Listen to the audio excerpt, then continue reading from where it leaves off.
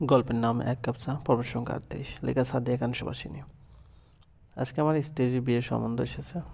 বিয়ের সম্বন্ধ নিয়ে আসা ব্যক্তিটা আর কেউ নয়, স্বয়ং আমার বেস্ট ফ্রেন্ড। উপহাসের সুরে কথাটা বলল তাজদিন। তার চেহারায় ফুটে উঠেছে বিরক্তি। শুধু তাই নয়, তাকে দেখে মুনির মনে হচ্ছে চারপাশে ব্যাপক ধ্বংসলীলা সংঘটিত হয়েছে। হাতে থাকা সিগারেটে লম্বা টান দিয়ে সামনে থাকা স্ট্রেতে রাখলো তাজদিন। তাকে সান্ত্বনা দিতে মনির বলল, আচ্ছা শান্ত হয়ে বস। দেখ, তোরা সাগরিকার বিয়ে কথাটা কিন্তু এখনও কেউ জানে না। কোনো অনুষ্ঠান কিংবা অ্যানাউন্সমেন্ট করিসনি তো এই দিক থেকে তোর বন্ধুর দোষ খুঁজে লাভ নেই। বিয়ে করলে ঢাকঢোল পিটিয়ে জানাতে হবে। তবুও স্বাভাবিক ব্যাপারটা তুই জটিল করছিস। সম্পর্কে তোর চাচাতো বোন সাগরিকা। বিয়ের পর কি সে অন্য বাড়িতে গিয়েছে? আগের মতোই এক বাড়িতে আছে, মাত্র রুম বদল করেছে সে। বাইরের মানুষ অবশ্যই দেখতে যাচ্ছে না একটা সংসার কি হচ্ছে না হচ্ছে। আমার পরামর্শ মানলে আমি বলবো একটা গেট টুগেদার প্ল্যান করতে পারিস। সেখানে অফিসিয়ালি অ্যানাউন্সমেন্ট করে দিলে আর এমন পরিস্থিতি আসবে না। নিজের ফোন থেকে মাথা তুলে মনিরের দিকে তাকালো তাসজিদ। কথাটা মন্দ নয়, কিন্তু তবুও সে অশান্ত। অন্য একটা সমস্যা মাথা চাড়া দিয়ে উঠেছে তার মনে, একটা সন্দেহ সাগরিকাকে নিয়ে। মনিরের বিয়ের সময়টাতে তার বন্ধু রাফির ফোনে সাগরিকার ছবি দেখেছিল সে। জিন্স ফতুয়া পরনের ছবি। রক্ষণশীল পরিবারের মেয়ে হওয়ায় কারণে সাগরিকার এসব পরে বাইরে যাওয়া বরাবর নিষেধ। তবুও তার জিন্স পরার ছবি রাফির ফোনে গেল কী করে? এটা নিয়ে তখন কথা বলার সময় পায়নি তাসজিদ। রাফি দেশের বাইরে গিয়েছিল, আর সাগরিকাকে কোনো কিছু জিজ্ঞেস করার আগেই সে ভয়ে জমে যেত। কিন্তু এখন এসবের একটা ভিত করা প্রয়োজন। মনিরকে কোনো জবাব না দিয়ে সেখান থেকে চলে এলো তাজদিন। মাথায় অসম্ভব যন্ত্রণা হচ্ছে তার। ড্রাইভিং সিটে বসতে রাফির কল এলো। বাসায় জানিয়েছিস? রাফি, তোর এত তাড়া কেন? আমি মাসখানেক পর আবার ইন্ডিয়া যাচ্ছি। তোর বোনকে সাথে নিয়ে যেতে চাই। তাছাড়া বিয়ে নিয়ে ওর কিছু ইচ্ছা আছে, কিছু অনুষ্ঠান, এসবের সময় লাগবে। কাকে তুই বোন বলছি? একটু সামলে বল। কারণ সম্পর্কে বদলাতে সময় লাগে না। তুই কি সব বলছিস? যাকে যাকে বিয়ে করতে চাইছিস সে কি তোকে পছন্দ করে? গত 2 বছর ধরে আমরা কমিটেড। তাছাড়া আমার ধারণা তুই আমার ফোনে ওর ছবিও দেখেছিস। যে মেয়ে ওড়না ছাড়া তোদের সামনে আসে না, সে মেয়ের জিন্স পরার ছবি আমার কাছে থাকাটা তুই বুঝিস? বুদ্ধিমান তুই। সম্পর্কে সিরিয়াস না হলে এমন হতো না। ছবির কথা মনে করাতে তাজদিদের মাথা যন্ত্রণা আরও বাড়তে থাকলো। ধপ করে ফোন কেটে দিয়ে দ্রুত ছুটে চলল বাসার দিকে। ড্রয়িং রুমে মাথা নিচু করে বসে আছে তাজদিদ। তার পাশে যুবতী বয়ে বসে আছে সাগরিকার বেস্ট ফ্রেন্ড সীমা। এর আগে বহুবার সে এই বাসায় এসেছে, কিন্তু আজকে আসার মাঝে পার্থক্য রয়েছে। তাজদিদ সীমাকে বিয়ে করে নিয়ে এসেছে। এন ঘটনায় বাড়ির সবাই অবাক।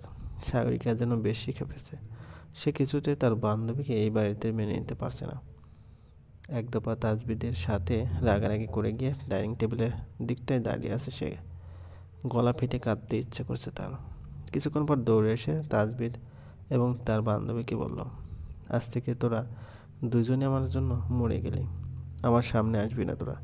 কত স্বপ্ন ছিল তোদের বিয়ে নিয়ে, আর তুই আমার ঘরটাই দেখলি। আমি বারবার তোদের বারণ করেছিলাম আমার ভাই থেকে দূরে থাকতে, আর তুই এটা কেন করলি?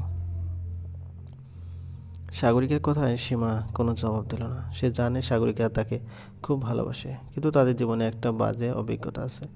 বান্ধবীকে ভাবি বানানোর কারণেই তাদের এক প্রিয় ব্যক্তির মৃত্যু হয়েছে। সাগরিকা ভয় পায় তাদের সম্পর্ক নষ্ট হয়ে যাওয়ার। আজ তাই হলো। সাগরিকা সব সম্পর্ক শেষ করে দিল তার সাথে। সাগরিকাকে কাঁদতে দেখে তাজদিদের মা তাকে ধমক দিয়ে বলল, চুপ থাক। তুই নিজেও খুব ভালোভাবে আমার ছেলের ঘাড়ে উঠিসনি। নাটক করে বিয়ে করেছিস। ওকে কেন বলছিস? তাজদিদের মায়ের কথায় সবাই যেন হতবিহ্বল হয়ে পড়ল। সে সাগরিকাকে এমন কথা বলতে পারে এটা বিশ্বাস হচ্ছে না কারোর। তবুও তার কথার জবাব দিয়ে সামিনা বলল, তোমার ছেলে না চাইলে অবশ্যই বিয়ে হতো না।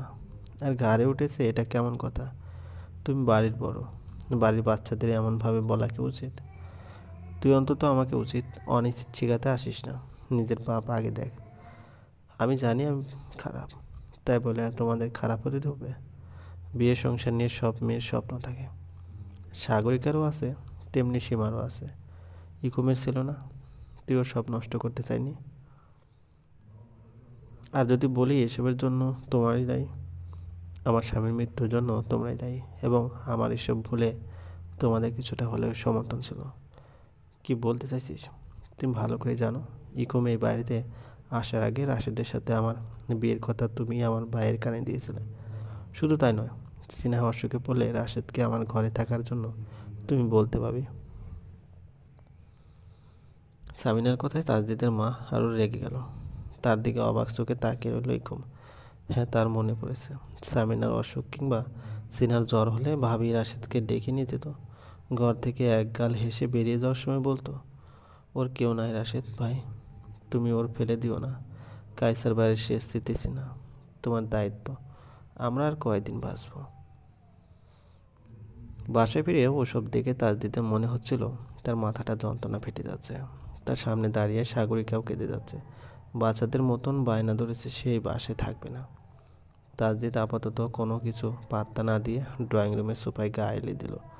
সাগরিকাকে বলল, দ্রুত 1 কাপ চা নিয়ে রুমে আয়। বাধ্য মেয়ের মতন সাগরিকা তার জন্য চা বানাতে গেল। তাজদিদ ইশারায় তাজদিদকে বলল তার ফোন চেক করতে। ফোন হাতে নিতে দেখতে পেল তার ফোনে একটা মেসেজ এসেছে। ভাই, সীমা মা হতে চলেছে, ওর 3 মাস চলছে, বাধ্য হয়ে ওকে বাড়ি নিয়ে এসেছি। তাজদিদ সীমাকে বলল, রুমে যাও সীমা, বাবা কাকারা চট্টগ্রাম থেকে আগামীকাল আসবে। এরপর তোমার পরিবারের সাথে কথা হবে। আজ তুমি সাগরিকার রুমে থাকবে। তাজদিদের কথা শুনে সাগরিকা দৌড়ে এসে বলল, ও আমার ঘরে থাকলে আমি বাসা থেকে চলে যাব। কোনো বিশ্বাসঘাতকের জায়গা এই বাড়িতে নেই।